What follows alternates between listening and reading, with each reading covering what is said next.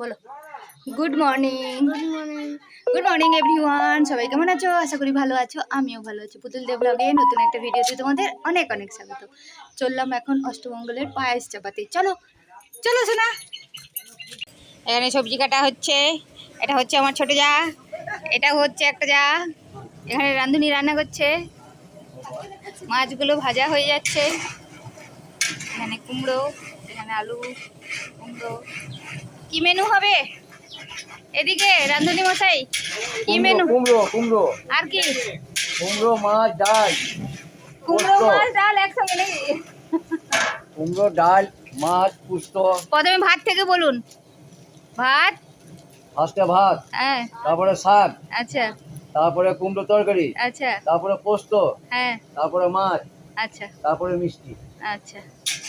এই গরমে চাটনি টাটনি করবেন না? হ্যাঁ হবে হবে। আমাদের এখানের নিয়ম অনুযায়ী যে কালো বিরিকলাই আর চাল নিয়ে একটা প্রোগ্রাম হয়, ওই চালগুলো আর কালো ডালগুলো মানে কালো বিরিকলাইয়ের ডালগুলো ওগুলো দিয়ে খিচুড়ি হবে। তো এই মেনুতে যা যা আছে প্লাস আছে খিচুড়ি আর পায়েস।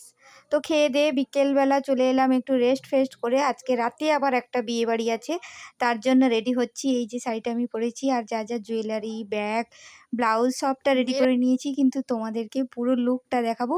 পুরো ফাইনাল যে মেয়ের বিয়ে সেইখানটাতে, মানে স্টেজের উপরে। এই যে হচ্ছে আমার ফাইনাল লুক। সাদা ফুলটাও আটকেছি আর এই শাড়িটাও বার করেছিলাম, সঙ্গে এই রানী কালারের ব্লাউজটা। দেখো তো আমাকে কেমন লাগছে। এই যে সামনে থেকে আমার ছেলে ভালো করে ছবি তোলে নিয়ে, এই জন্যই আমি দিতে পারছি না। তো যতটুকু তুলেছি সেটাই তোমাদেরকে দেখিয়ে দিলাম। আর এখানে যে ক্যামেরাম্যান দাদাটা আছে, ও মানে পাশের গ্রামে সবাই পরিচিত। আর এই ক্যামেরাম্যান দাদাটা আমার ওই দুর্গার ফটোশ্যুট করেছিলাম, এখানে দেখতে পেয়ে বললো, বৌদি তুমি এখানে? আমরা হ্যাঁ, এখানে বিয়ে বাড়িতে এসেছি। আর সবচেয়ে বিরক্তিকর কাজ হচ্ছে এই যে লাইন দেওয়া খাওয়ার প্যান্ডেলে। সত্যি বলছি, আমার এটা একদম একদম ভালো লাগে না, কিন্তু করার কিছু নেই। আমি তো কোনো ভিআইপি নয় যে আমার জন্য একদম সিট ফাঁকা থাকবে আর আমি গিয়ে বসে যাব। তো সবার মতো আমিও লাইন দিয়ে দিয়েছি এখানে খাওয়ার জন্য। তো বর এসছে বলে মানে খাওয়ার প্যান্ডেল থেকে উঠে এসে বরকে দেখবো বলে চলে এলাম।